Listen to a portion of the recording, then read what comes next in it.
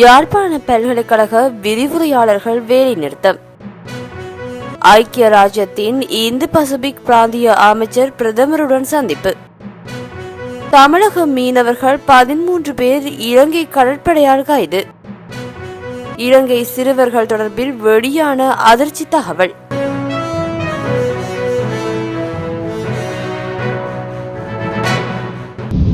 யாழ்ப்பாண பல்கலைக்கழக விரிவுரையாளர்கள் சங்கம் வேலைநிறுத்த போராட்டம் ஒன்றை ஆரம்பித்துள்ளது. 5 கோரிக்கைகளை முன்வைத்து பல்கலைக்கழகத்தின் அனைத்து பீடங்களையும் சேர்ந்த விரிவுரையாளர்கள் விரிவுரை வேலைநிறுத்தத்தில் ஈடுபடுவதாக தெரிவிக்கப்படுகின்றது. கோரிக்கைகள் நிறைவேற்றப்படும் வரை போராட்டம் தொடரும் என்றும் பல்கலைக்கழக விரிவுரையாளர்கள் சங்கம் தெரிவித்துள்ளது.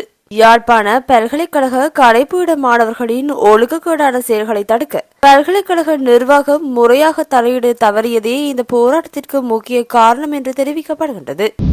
ஐக்கிய ராஜ்யத்தின் நாடாளுமன்ற உறுப்பினர் மற்றும் இந்திய பசிபிக் பிராந்தியத்திற்கான வெளிநாட்டு பொதுநலவாய மற்றும் நிர்வாக மேம்பாட்டு அலுவலக அமைச்சரான கேத்தரின் வெஸ்ட் பிரதமர் கலாநிதி ஹரணி அமரசூரியவை சந்தித்து கலந்துரையாடினார்.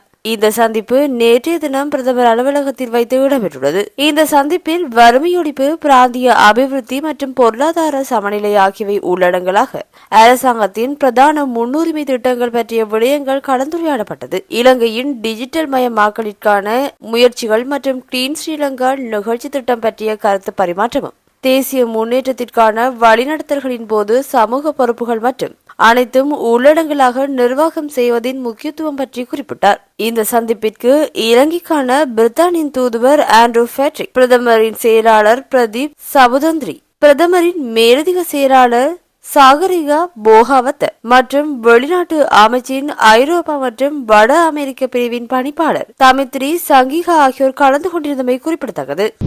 சட்டவிரோதமாக மீன்பிடித்ததாக கூறி தமிழக மீனவர்கள் 13 பேர் இலங்கை கடற்படையால் கைது செய்யப்பட்டுள்ளனர். மீன்துறை அலுவலகத்தின் அனுமதி சீட்டுடன் ராமேஸ்வரம் மீன்பிடி துறைமுகத்திலிருந்து 2 விசைப்படகுகளில் தமிழக மீனவர்கள் கடலுக்கு சென்றுள்ளனர். நெடுந்தீவு அருகில் இவர்கள் மீன்பிடித்துக் கொண்டிருந்த போது அங்கு கண்காணிப்பு பணியில் ஈடுபட்டிருந்த இலங்கை கடற்படையினர் எல்லை தாண்டி மீன்பிடித்ததாக கூறி குறித்த தமிழக மீனவர்கள் 13 பேரையும் கைது செய்ததோடு அவர்களின் 2 விசைப்படகுகளையும் பறிமுதல் செய்துள்ளனர்.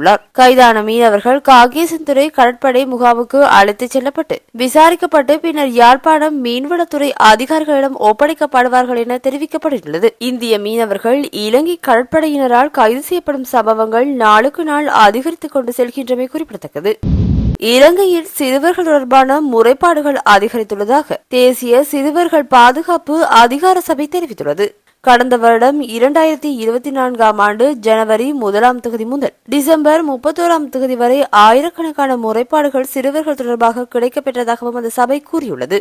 இதன்படி கடந்த வருடம் சிறுவர்கள் தொடர்பாக மொத்தம் 8746 முறைப்பாடுகள் தேசிய சிறுவர்கள் பாதுகாப்பு அதிகார சபைக்கு கிடைத்துள்ளது. இதில் அதிக எண்ணிக்கையிலான முறைப்பாடுகளாக 2746 முறைப்பாடுகள் சிறுவர்கள் பாதுகாப்பு தொடர்பாக கிடைக்கப்பெற்றுள்ளதாக கூறப்படுகின்றது. சிறுவர்கள் மீதான சித்திரவதை தொடர்பாக 1950 முறைப்பாடுகளும், சிறுவர்கள் யாசகம் பெறுவது தொடர்பாக 229 முறைப்பாடுகளும் கிடைத்துள்ளன.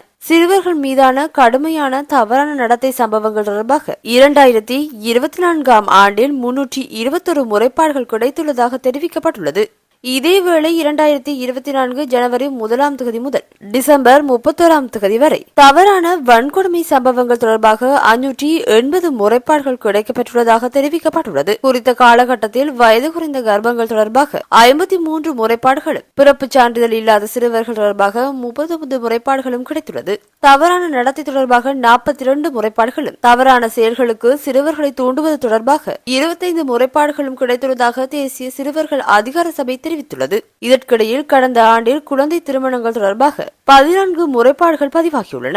மேலும் தவறான புகைப்படங்களை இணையதளத்தில் வெளியிடுவதாக மிரட்டல்கள் தொடர்பாக 151 முறைப்பாடுகள் கிடைத்துள்ளன. 2024ஆம் ஆண்டில் தற்கொலை முயற்சி தொடர்பாக 18 முறைப்பாடுகளும், போதைப் பொருள் பழக்கம் தொடர்பாக 120 முறைப்பாடுகளும் கிடைத்துள்ளதாக தேசிய சிறுவர்கள் பாதுகாப்பு அதிகார சபை மேலும் தெரிவித்துள்ளது.